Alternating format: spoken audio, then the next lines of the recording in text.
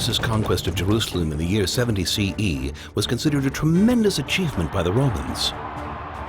His suppression of the long rebellion in Judea proved once again that the Roman Empire was the strongest power in the world.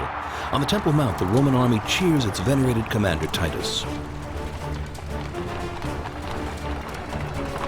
While Jerusalem goes up in flames, Titus quickly prepares the exhibits for the victory parade in Rome.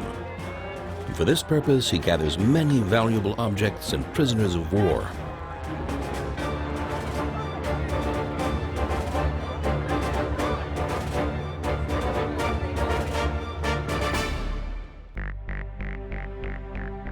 But the celebrations begin even before they arrive. Here in Caesarea, in Beirut, in Agrippa's kingdom in the north, they are drunken parties. To entertain the crowds, thousands of Jews are thrown to beasts of prey and into combat against bloodthirsty gladiators.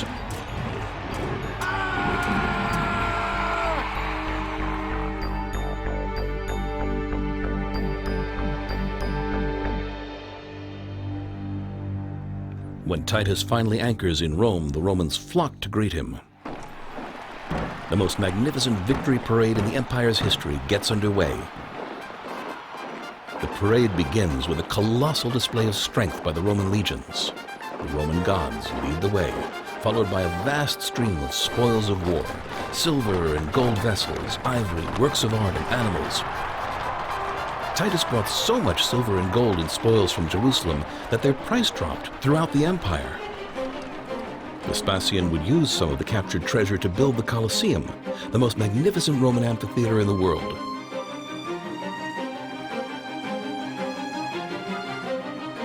The crowd is amazed at the vast amount of plunder, but the climax arrives when the holy temple vessels are paraded before the masses, including the golden menorah. Behind them, like a prisoner of war, is carried the representative of the Jewish faith, a single Torah scroll from Jerusalem. In the rear are led the prisoners of war themselves. Defeated and disgraced, the POWs from Israel march through the streets of Rome. Their war wounds are well concealed by the embroidered silk garments they're dressed in by the Romans. But nothing can take away the searing pain they bear in their hearts.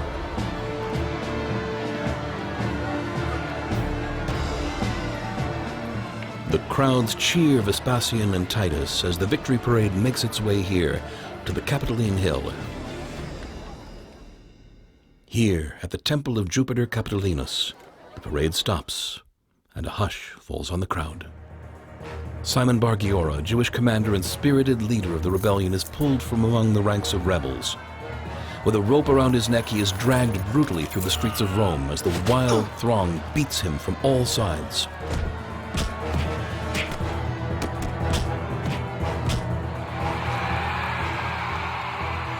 The Romans immortalized the conquest of Jerusalem and this parade with a glorious monument situated in the heart of the empire's capital.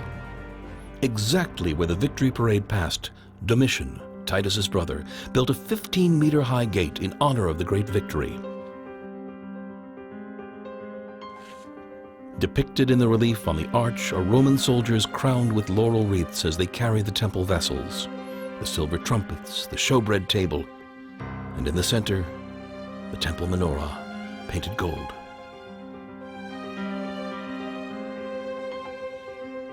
No wonder the Jews of Rome despised the Arch of Titus.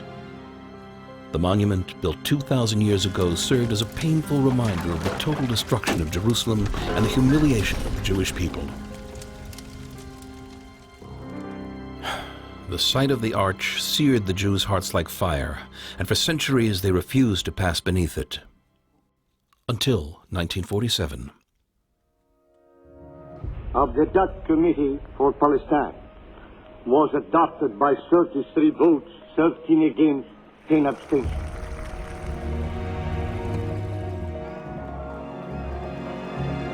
The day after November 29th, the day the UN Assembly declared the establishment of a Jewish state in the land of Israel, the Rabbi of Rome, Rabbi David Prato, convened the Jewish community before the detested arch. The rabbi wished to mark the historic occasion before his community, who gathered by the arch, along with representatives of the youth movements and refugees from the Holocaust on their way to Israel. Moved to tears, the elderly rabbi, who had given thousands of speeches, couldn't utter a word.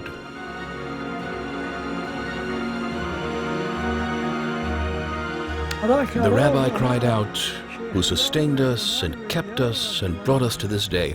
Then, instead of speaking, he started to march, followed by the whole community, straight into the Victory Arch. For the first time in 2,000 years, Jews passed through the Arch of Titus again. We walked through in the opposite direction, not like our ancestors 2,000 years ago, who passed through as slaves, but as a free people, as if we were walking back to freedom. We felt on top of the world.